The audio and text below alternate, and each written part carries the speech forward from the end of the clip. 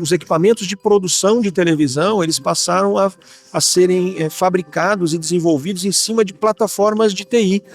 O que antes era uma câmera, hoje eu uso um celular. Esse celular tem aplicativos, conexões, ele é vulnerável. Que antigamente era um VT onde eu colocava uma fita, hoje foi substituído por um computador para edição. Então, assim, esse computador ele precisa estar conectado na internet para receber um e-mail, para poder usar uma ferramenta de inteligência artificial para otimizar um texto, etc. Então, aquele universo que era muito restrito e muito, vamos dizer assim, proprietário, ele evoluiu e essas soluções todas hoje são desenvolvidas em cima de plataformas de TI e, portanto, trazem todos os riscos inerentes à segurança. A gente tem que pensar nisso o tempo todo.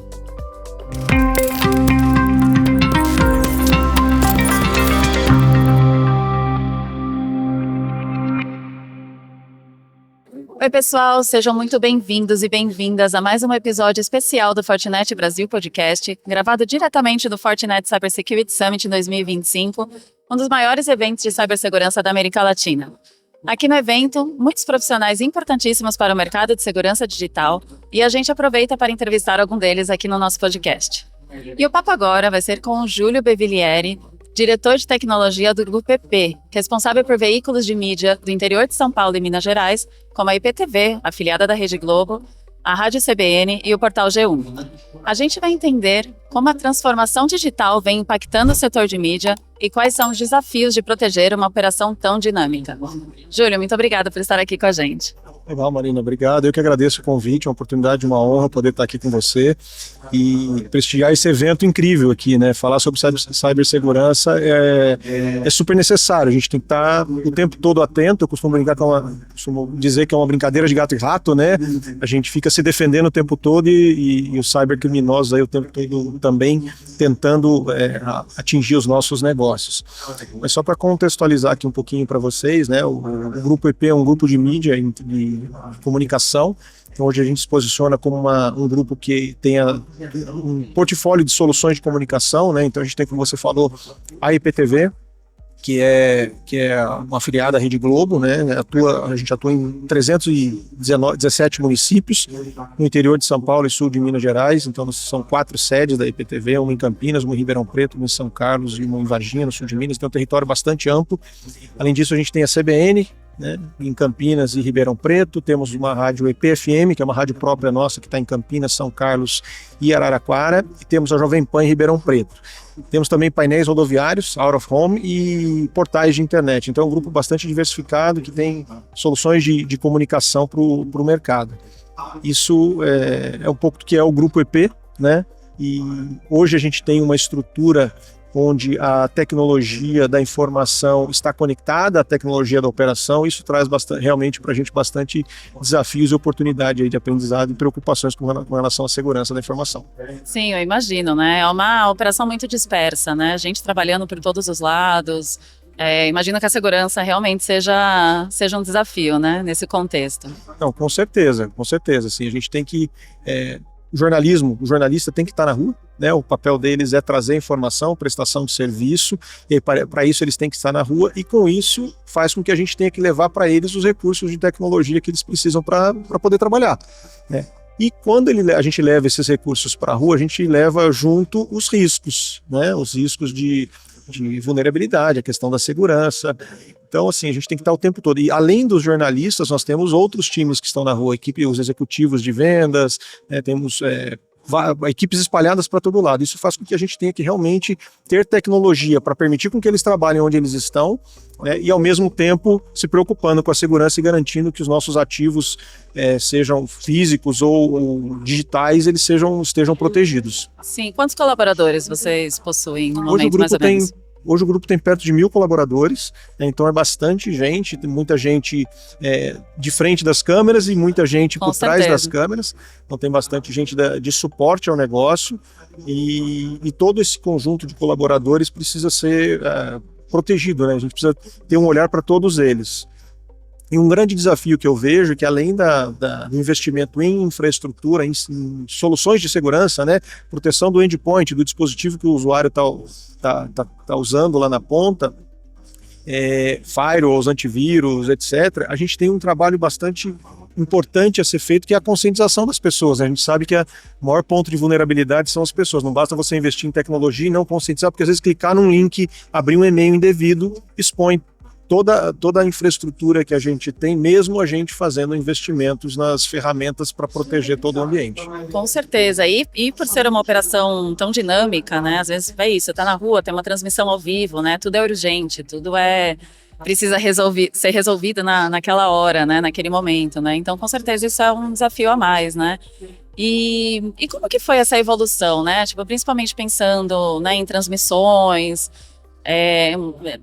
as TVs, né, estão sempre evoluindo, né, para mostrar, né, para oferecer cada vez mais transmissões de qualidade para os telespectadores. Então, assim, como que você acompanhou, né, como que você vê a cibersegurança entrando, né, nessa evolução, né? Uhum. Deixa eu comentar um pouquinho com você, Marina, da evolução do nosso negócio, assim, né, como imediatismo. Antigamente a gente era televisão, né, e aí televisão a gente tinha os horários dos jornais ali, né, o jornal da manhã, o jornal da hora do almoço, o jornal do fim do dia.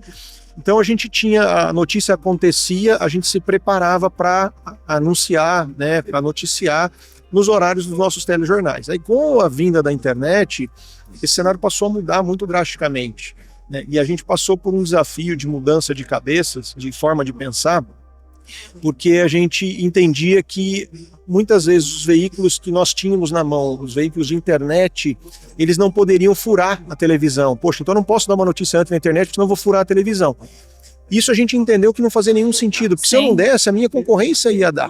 Claro. Então o site, o outro site ali da região daria notícia, então a gente entendeu que a gente precisa ter a credibilidade, né, e levar a informação o mais rápido possível, né, uma informação verdadeira para as pessoas. Então a gente começou a quebrar esse paradigma. Isso aumentou muito o portfólio de recursos de tecnologia, né? Isso fez com que nós, né, com a cabeça de soluções de infraestrutura e tecnologia, a gente fosse buscar ferramentas que permitissem não só para a internet, que tem esse imediatismo, mas também para os outros veículos, TV, rádio, para que eles pudessem também ser ágeis. E aí eu tenho um exemplo que eu gosto de dar, que antigamente a gente pegava o jornalismo para um repórter, uma repórter ir para a rua para passar uma notícia. A gente tinha uma infraestrutura muito grande, então a gente tinha que levar um carro de link, esse carro ele tinha um mastro de 15 metros de altura, então eles tinham que escolher o lugar, a gente ia até lá com uma equipe técnica, montava esse carro, apontava a antena do ponto onde eles gostariam de participar até a emissora, então tinha que ter uma visada, se tivesse um prédio na frente, inviabilizava, etc. Então a gente precisava mobilizar vários recursos para permitir com que isso acontecesse. E tinha uma limitação, porque a gente estava num único ponto, ou eventualmente 2 ou 3, dependendo da quantidade de carros de link que nós tínhamos. A gente conseguiria estar naquele ponto, aquele ponto era fixo, porque obviamente eu não conseguia andar com o carro com o mastro levantado. Isso era uma agilidade, era muito controlado, era um ambiente controlado onde eu tinha soluções proprietárias, né? Então era um link que eu fechava direto com a emissora, eu não estava exposto para a internet, nada, mas tinha muitas limitações. E com essa evolução que eu comentei da necessidade da gente ser mais ágil, da necessidade da gente estar presente em vários pontos, com a necessidade da gente permitir criatividade dentro da produção de conteúdo, a gente evoluiu em tecnologia. Então hoje como é que funciona? Hoje a gente tem o que a gente chama de Mochilinks, então aqueles carros todos com aquele monte de equipamento, eles foram substituídos por equipamentos que a gente chama de Mochilink, porque realmente ele cabe dentro de uma mochila, então o sinal da câmera ele é conectado nesse equipamento e ele usa a conexão das operadoras de telefonia, então 3G, conexão de 3G, 4G, 5G, dependendo de onde ele está. E a partir desse equipamento ele transmite o sinal de áudio e vídeo do repórter para a emissora e a gente consegue usar num telejornal. Isso trouxe ganhos gigantescos para a agilidade que a gente precisa. Então, um repórter ele consegue fazer um link de dentro de um barco, em um lago, ele consegue estar ao vivo dentro de um ônibus, ele consegue estar no carro, numa moto, mostrando o trânsito, enfim, então trouxe muita agilidade. E, consequentemente, ele passou a trazer os riscos que não existiam. Quando eu estava num universo ali fechado, com um link ponta a ponta, né, do meu carro que estava lá no lugar do link, até a emissora, eu passei a usar uma rede de operadora, conexões de internet, e aí, consequentemente, eu exponho a minha infraestrutura, eu fico muito mais vulnerável do que eu era, e aí isso trouxe a necessidade de eu colocar junto da importância da solução que dá agilidade para as equipes de conteúdo, a preocupação com a segurança. Então não basta eu investir no equipamento desse e não me atentar à segurança, porque aí eu estou abrindo todo o meu site ali, né, onde eu tenho todos os meus equipamentos para produção de TV, à internet. E mais do que isso, né, o universo, os equipamentos de produção de televisão, eles passaram a serem fabricados e desenvolvidos em cima de plataformas de TI. O que antes era uma câmera, hoje eu uso um celular. Esse celular tem aplicativos, conexões, ele é vulnerável. O que antigamente era um VT onde eu colocava uma fita, hoje foi substituído por um computador para edição. Então, assim, esse computador ele precisa estar conectado na internet para receber um e-mail, para poder usar uma ferramenta de inteligência artificial para otimizar um texto, etc. Então, aquele universo que era muito restrito e muito, vamos dizer assim, proprietário, ele evoluiu e essas soluções todas hoje são desenvolvidas em cima de plataformas de TI e, portanto, trazem todos os riscos inerentes à segurança. A gente tem que pensar nisso o tempo todo. Claro. E nesse contexto, então, eu imagino que a visibilidade seja muito importante, né? Com tantas atividades simultâneas, né, acontecendo com diversos aparelhos, né? Como que fica a visibilidade, né? E a importância disso para você conseguir ali mitigar qualquer risco, né? Evitar qualquer tipo de ameaça. Eu costumo dizer o seguinte, acho que não adianta a gente ter uma infraestrutura, eu tenho defendido investimentos cada vez maiores em ferramentas autossuficientes, né, resilientes. Então, ou seja, eu não tenho um link de internet, eu tenho 4 links de internet, mas além dos 4 links de internet, eu estou investindo em automação também. Então, eu tenho que ter ferramentas que, além da resiliência de ter 4 links, por exemplo, eu tenho a automação que consiga comutar entre os links para garantir que os serviços continuem operando. Só que não adianta eu ter isso, né, eu ter, por exemplo, os 4 links, como eu falei, e eu não monitorar, e eu não saber que um dos links caiu, porque senão caiu o primeiro, caiu o segundo, caiu o terceiro, eu não estou sabendo, na hora que caiu o último eu fiquei refém, e eu não consegui atuar preventivamente ou corretivamente em tempo de evitar que o último recurso fique indisponível e impacte a minha operação. Então a monitoração é extremamente importante para toda a infraestrutura, então eu tenho buscado investir cada vez mais em ferramentas de monitoramento, então em softwares, em equipamentos propriamente dito. Isso vale tanto para o universo de TI quanto para a operação de TV. Então eu entendo que a monitoração é tão importante quanto o investimento na resiliência, na disponibilidade e tudo mais. E isso é importante também porque, eu vou dar um exemplo como a gente teve na pandemia, né? Acho que no bate-papo que nós tivemos antes, eu cheguei a comentar com você, né? A gente acabou sendo surpreendido, né? Durante a pandemia, nós e o mundo inteiro, vamos dizer assim, né? Mas para nós tivemos um desafio bastante grande, porque você pega um escritório, tive uma parte do time que simplesmente eu disponibilizar um notebook para eles, com uma VPN, eles iam para casa com acesso remoto e conseguiam trabalhar facilmente. No universo de televisão isso não foi tão simples, porque eu tinha que garantir que um apresentador ele poderia participar de um programa estando ao vivo na casa dele. Então a infraestrutura que a gente teve que montar para que eles pudessem realizar o trabalho deles era completamente diferente, não era um notebook com uma VPN.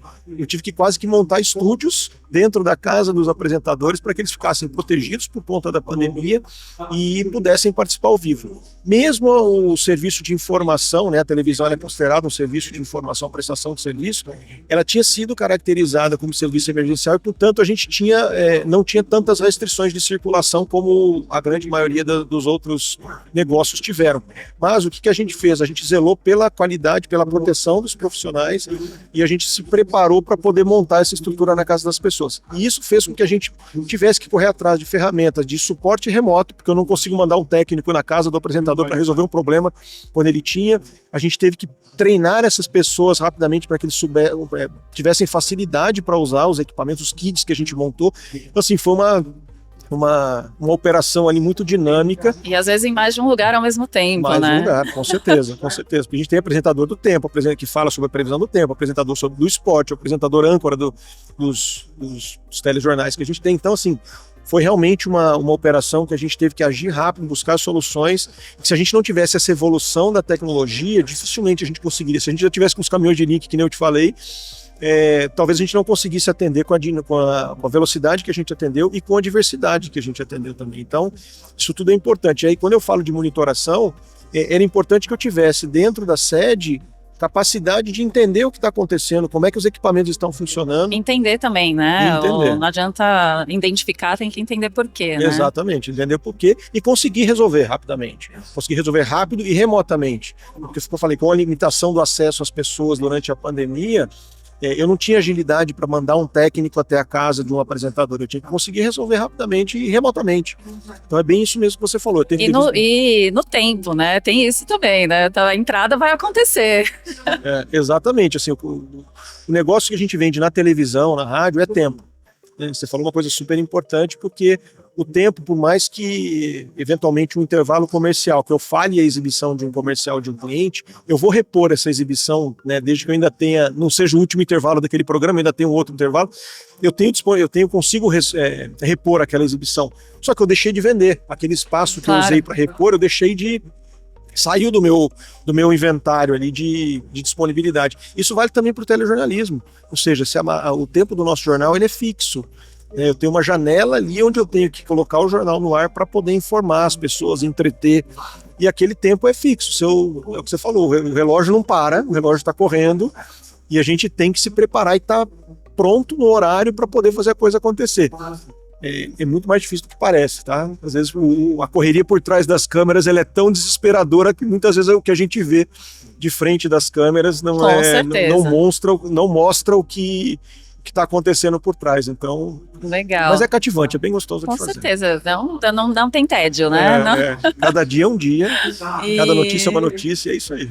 E, Júlio, você comentou, né? Vocês possuem mais de 1.000 colaboradores, né? Cada um ali com seu computador, com seu celular, né? E principalmente com essa questão do imediatismo, né? Preciso resolver agora, não tenho tempo para, enfim, checar, né? Preciso resolver. A questão da defesa de endpoints, com certeza é um fator bem importante para vocês, né? Sim, faz parte da etapa de segurança, né? Não adianta eu proteger a infraestrutura da sede e colocar e deixar vulnerável a ponta onde está o usuário, até porque eu comentei que assim, eu enxergo que um grande ponto de vulnerabilidade, se não o maior deles, é a ponta. Por quê?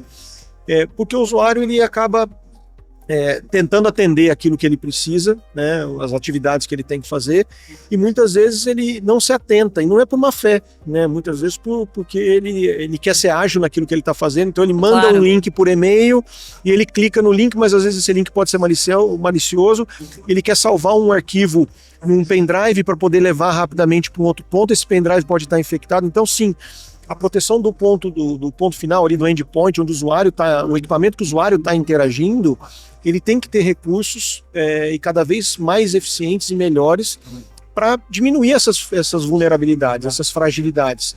A gente sabe que a gente não vai garantir 100%, né, mas a gente tem que estar o tempo todo investindo em solução, em tecnologia para diminuir esses riscos. Então, e além de investir na proteção desse dispositivo que está na ponta, tem um outro ponto que para mim é crítico, recente, que a gente vem discutindo um pouco de alguns anos para cá, que é a questão da privacidade de dados, né? Além da proteção de um vírus que pode criptografar ou pode infectar uma máquina, ele pode roubar um dado, né? Então eu tenho que garantir que esse equipamento esteja protegido. E aí, por isso, a gente tem investido também em ferramenta de monitoramento que conecta com o que a gente estava falando agora. Então, além da proteção de segurança, eu tenho a proteção de monitoramento, onde eventualmente um notebook que for roubado, eu tenha a gestão dele remotamente para garantir que eu vá lá e apague um disco, que eu elimine os dados que estão armazenados naquele disco. Então, que é um risco também diferente, né, no negócio de vocês, porque é isso, é gente na rua o tempo todo, né? Não é ter essa questão de Exatamente. Roubo de equipamentos, com certeza é uma preocupação que talvez outras empresas não tenham tanto, né? Exatamente, já passamos por isso, é o que você falou, se estar na rua é uma bobeada que você dá, que você pode acontecer, ou eventualmente o próprio dispositivo cair, quebrar, e aí você vai ter que levar para uma assistência, você não sabe quem que está operando ali, a gente tem ações, então ter esse monitoramento, a proteção, o monitoramento e a gestão do dispositivo remotamente é extremamente importante para que a gente garanta toda essa agilidade que a gente precisa para o nosso negócio. Legal, Júlio. Bom, a gente já está chegando ao fim do nosso bate-papo, mas eu queria agradecer mais uma vez a presença. É sempre legal entender um pouco dos bastidores, né, do que acontece ali por trás das câmeras. Obrigada pela sua presença aqui no evento e no nosso podcast. Legal, Marina. Eu que agradeço mais uma vez e conte sempre comigo. Legal, Júlio. E para você que nos acompanha, não esqueça de curtir, deixar seu comentário e seguir o Fortinet Brasil Podcast na sua plataforma favorita. Obrigada e até a próxima. Tchau.